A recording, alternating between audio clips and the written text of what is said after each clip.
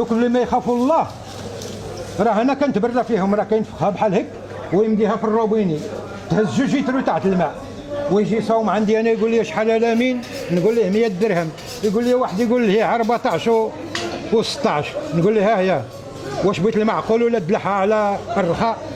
يقول لي لا راه، نقول له سير عنده ديها، قال لي واحد مسكين فلان دحو، قال لي ندمت لي ما تخديت عندك الحاج، قلت له مالك؟ قال ما تلينا عرفناش نطيبوا الكبده ولا نضفوا الفخر، قلت له انتم راه ما بغيتوا المعقول وعاشي فيكم، ماشي راه الناس راه عارفين يعمرها بالماء زادوا فيها 3 كيلو، هاد الناس راه خصني راه هاد شت هاد الحرفه ديالنا، هاد الحرفه شريفه الا تخدم فيها بالصدق والله تيسهل عليك الله، والا جاب الله تخدم عبا الخربيش هكا جمع الدواره لهذا الرجل انت، قول لي الا دير فيها التخربيش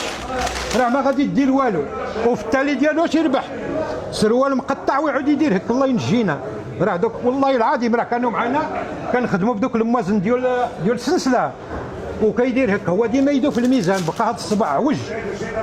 الله القسم.